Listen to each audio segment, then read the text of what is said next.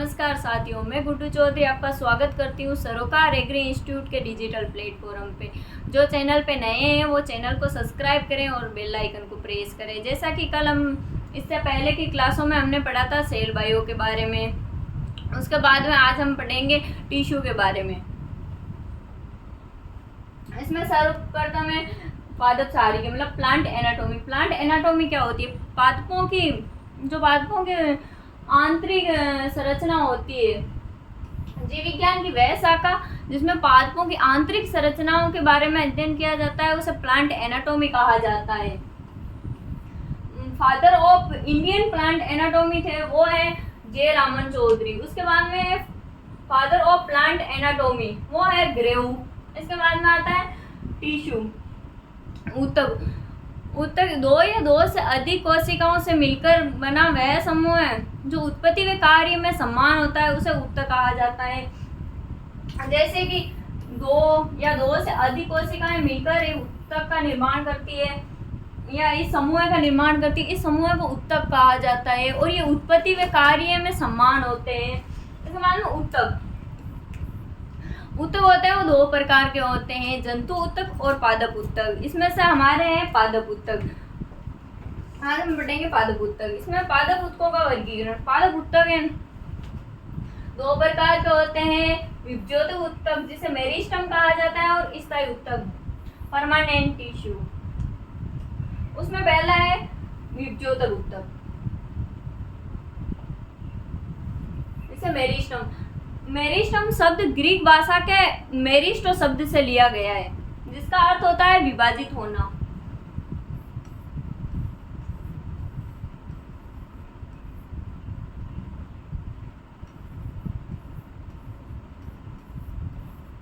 ये ग्रीक भाषा के मेरिस्टो शब्द से लिया गया है जिसका अर्थ होता है विभाजित होना।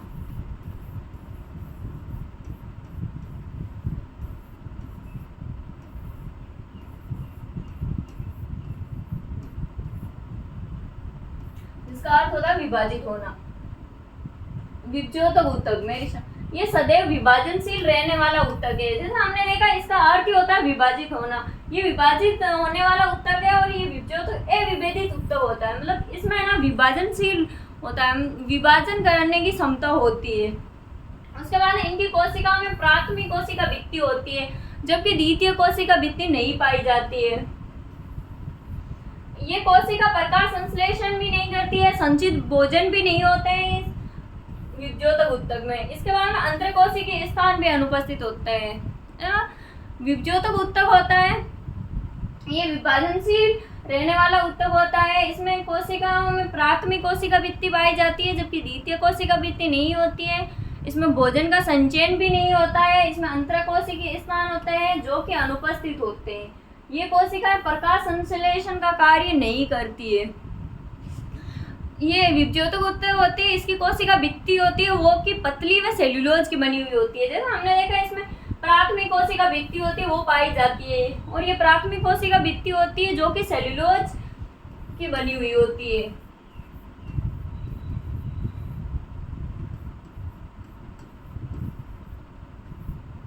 जो कि पतली होती है। इसके बाद में विभज्योतक ऊतक कितने प्रकार के विभज्योतक ऊतक होता है वो दो प्रकार के होते हैं, स्थिति के आधार पर व उत्पत्ति के आधार पर।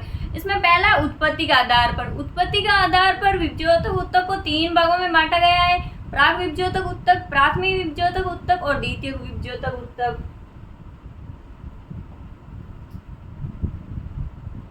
विभज्योतक ऊतक के प्रकार उत्पत्ति के आधार पर दो है, उत्पत्ति और स्थिति के आधार पर। उसमें पहला है उत्पत्ति के आधार पर। ये तीन प्रकार के होते हैं, प्राक विभज्योतक, प्राथमिक विभज्योतक और द्वितीय विभज्योतक।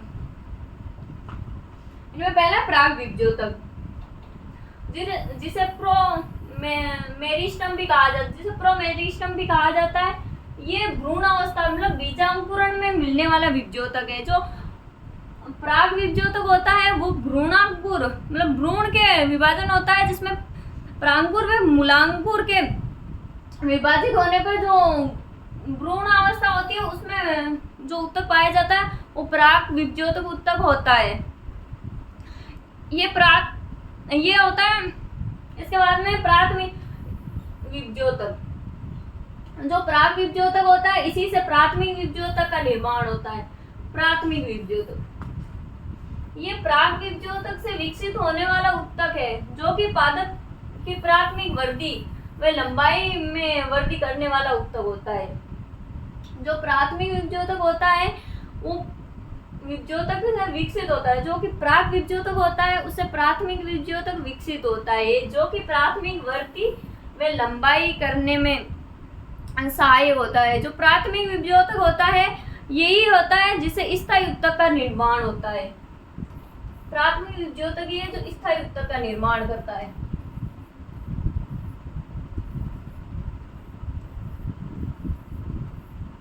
प्राथमिक विभ्योतक में ही स्थायी उत्तक का निर्माण होता है। इसके बाद में इसके एग्जाम्पल है शीर्ष विभ्योतक, अंतर्वर्षीय विभ्योतक और अंतरासंवहनी वेदा। इसके बाद में ये प्राथमिक विभ्योतक होता है, यही द्वितीय विभ्योतक का निर्माण करता है। द्वितीय विभ्योतक 3 नंबर द्वितीय विभ्योतक। द्वितीय विभ्योतक होता है जिसका निर्माण प्राथमिक विभ्योतक से होता है। द्वितीय विभ्योतक पादप की द्वितीयक वृद्धि मतलब चौड़ाई में वृद्धि करता है। प्राथमिक विभ्योतक होता है जो कि पादप की लंबाई मतलब प्राथमिक वृद्धि करता है, और द्वितीय विभ्योतक पादप की चौड़ाई जो कि द्वितीयक वृद्धि होती है उसमें वृद्धि करता है। द्वितीय विभ्योतक पादपों में जो स्थायी उत्तक होते हैं बन जाते हैं, मतलब प्राथमिक विभ्योतक होता है उसमें स्थायी उत्तक का निर्माण होता है, उसे ही द्वितीय विभ्योतक उन्हें पुनः विभाजन की क्षमता उत्पन्न करता है। और इस द्वितीय विभ्योतक के एग्जाम्पल है अंतरसंवहनी एदा और पार्श्व एदा। उसके बाद में है स्थिति के आधार पर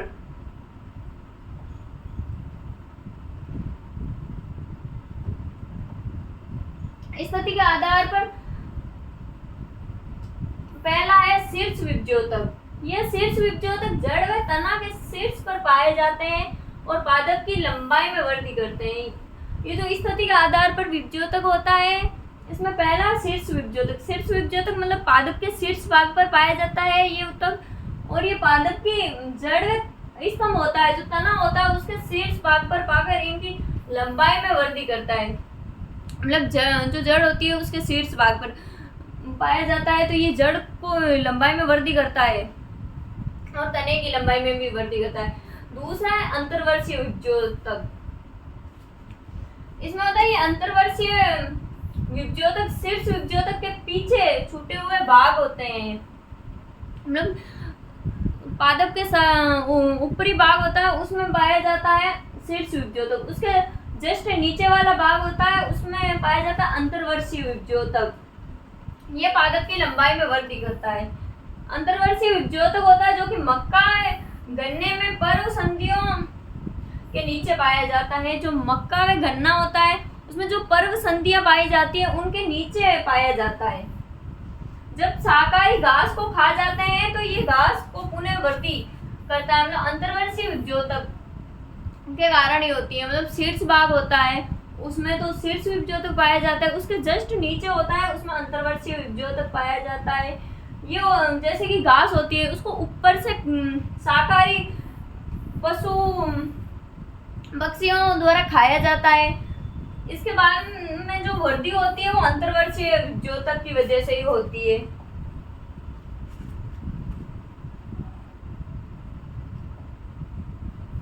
इसके बाद में 3 नंबर ये है पार्श्व विभ्योतक। ये पादपों के पार्श्व में जो वृद्धि होती है तना निकलते हैं उनमें सहायक होता है।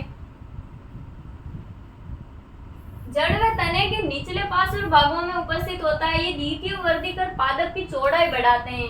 ये वे विभ्योतक होते हैं जो जड़ व तने के पार्श्व भागों निचले पार्श्व भागों में उपस्थित होता है, और ये द्वितीय वृद्धि कर पादप की चौड़ाई में वृद्धि करते हैं। इसके बाद में स्थायी उत्तक। पहले तो जो कि थे विभ्योतक मतलब मेरिस्टम, पादप उत्तक का पहला भाग था विभ्योतक मेरिस्टम, और इसके बाद में दूसरा भाग है स्थायी विभ्योतक। स्थायी विभ्योतक परमानेंट टिश्यू वे पादप उत्तक जिनमें विभाजन की क्षमता अस्थायी या स्थायी रूप से विलुप्त हो जाती है। मतलब वे उत्तक जिनमें विभाजन करने की क्षमता होती है वो विलुप्त हो जाती है, स्थायी रूप से या अस्थायी रूप से विलुप्त हो जाती है, उसे स्थायी ऊतक कहा जाता है। स्थायी ऊतक विभज्योतक से ही बनते हैं। जैसे कि हमने देखा था जो विभज्योतक ऊतक होता है उसमें जो स्थिति के आधार पर भाग देखे थे उनमें प्राथमिक विभज्योतक था, उसमें प्राथमिक स्थायी ऊतक का निर्माण होता है, और द्वितीय विभज्योतक था जिसमें पुनः विभाजन की क्षमता उत्पन्न करता है। ये विभज्योतक ऊतक से ही बनता है। और स्थायी ऊतक होते हैं वो विभेदित ऊतक होते हैं, मतलब इनमें विभाजन पहले से ही हो जाता है। उसके माने स्थायी ऊतक दो प्रकार के होते हैं, सरल स्थायी ऊतक और जटिल स्थायी ऊतक। पहले है सरल सिंपल परमानेंट टिश्यू, और दूसरा है जटिल स्थायी ऊतक। सरल स्थायी ऊतक ये एक समांगी ऊतक होता है, अर्थात एक ही प्रकार की कोशिकाओं से मिलकर बना होता है। जो सरल स्थायी ऊतक होता है वो एक ही प्रकार की कोशिकाओं से मिलकर बना होता है, ये समांगी ऊतक होते हैं।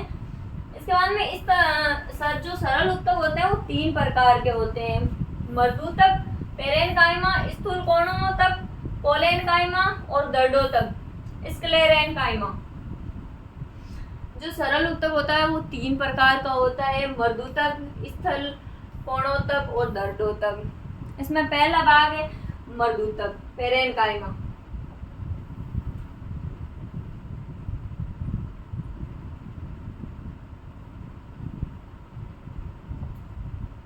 मर्दूतक पेरेनकाइमा ये एक सार्वभौमिक ऊतक होता है। ये ऊतक सभी पादपों में मतलब शैवाल से लगाकर एंजियोस्पर्म तक पाया जाता है। जो मर्दूतक ऊतक होता है वो मतलब शैवाल से लेकर एंजियोस्पर्म सभी पादपों में पाया जाता है। इसके बाद में मर्दूतक में विभाजन की क्षमता अस्थायी रूप से होती है, मतलब इसमें कभी कभी विभाजन हो भी जाता है, स्थायी रूप से विभाजित नहीं होता है। अर्थात आवश्यकता होने पर मर्दूतक होता है जो पुनः विभाजन की अवस्था में जा सकता है। मर्दूतक एक जीवित ऊतक होता है, मर्दूतक होता है जो कि एक जीवित ऊतक होता है।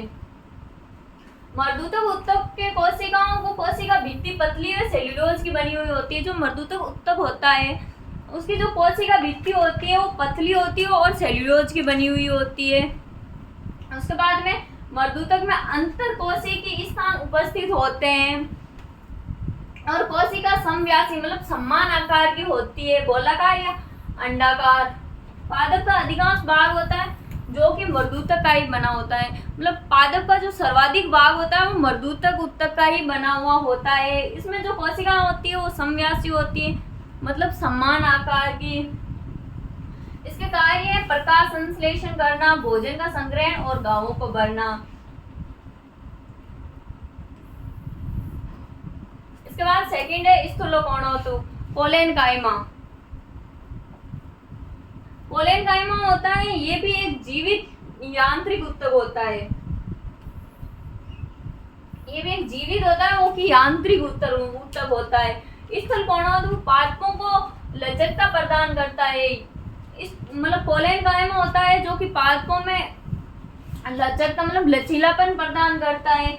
स्थूलोकोणोतक कोमल द्विबीजपत्री तनों में पाया जाता है। जो कोलेनकाइमा होता है वो द्विबीजपत्री तने होते हैं उनमें पाया जाता है, परंतु एक बीजपत्री पादपों व द्विबीजपत्री पादपों की जड़ों तथा कठोर तनों में अनुपस्थित होता है। जो एक बीजपत्री और द्विबीजपत्री पादप जो कि कठोर होते हैं उनमें कोलेनकाइमा नहीं पाया जाता, उनके जड़ व तने में कोलेनकाइमा नहीं पाया जाता है। उसके बाद में कोलेनकाइमा कोशिकाओं के कोनों पर पेक्टिन व सेल्यूलोज व हेमीसेल्यूलोज का जमाव पाया जाता है। जो ये कोलेनकाइमा होता है इसकी कोशिकाओं के कोनों पर पेक्टिन, सेल्यूलोज, हेमीसेल्यूलोज का जमाव पाया जाता है। उसके बाद में स्थूलोकोणोतक में अंतरकोशिकीय स्थान अनुपस्थित होते हैं। इसके बाद में कोलेनकाइमा होता है वो प्रकाश संश्लेषण भी करता है, जबकि पेरेनकाइमा था उसमें प्रकाश संश्लेषण होता था और इसमें भी प्रकाश संश्लेषण होता है।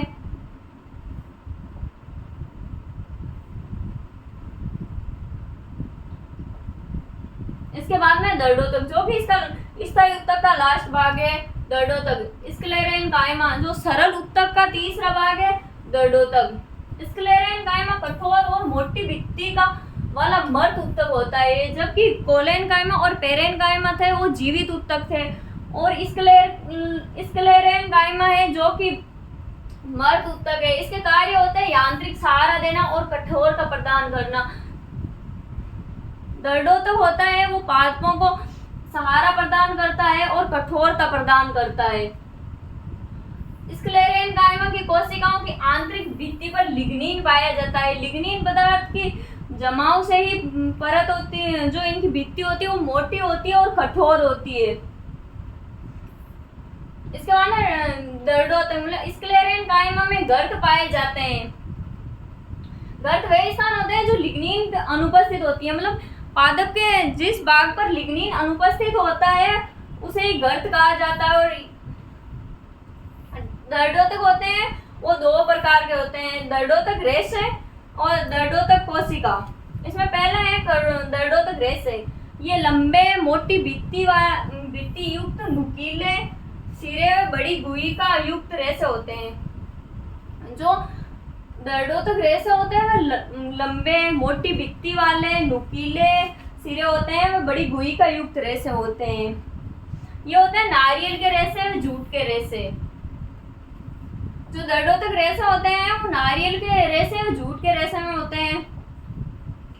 उसके बाद में दर्ड कोशिका स्क्लेरिड मतलब दर्ड कोशिका होती है जो गोल मोटी भित्ति वाली संकरी गुहिका युक्त होती है, जबकि दर्डोतक रेशे होते हैं वो बड़ी गुहिका वाले होते हैं और दर्ड कोशिका होती है वो संकरी गुहिका वाली होती है।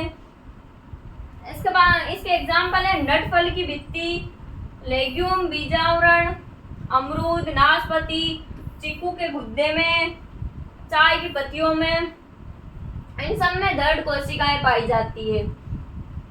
तो आज हमने पढ़ा पादप उत्तक। पादप उत्तक दो प्रकार के होते हैं, मेरिस्टम और परमानेंट टिश्यू। उसको में हमने देखा जो मेरिस्टम होता है वो दो प्रकार का होता है, स्थिति के आधार पर और उत्पत्ति के आधार पर। इसके साथ ही आज हमने बाद में पढ़ा स्थायी उत्तक। स्थायी उत्तक दो प्रकार का होता है, सरल स्थायी उत्तक और जटिल स्थायी उत्तक। इसी के साथ आज हमारी क्लास यही ख़त्म होती है। Thank you.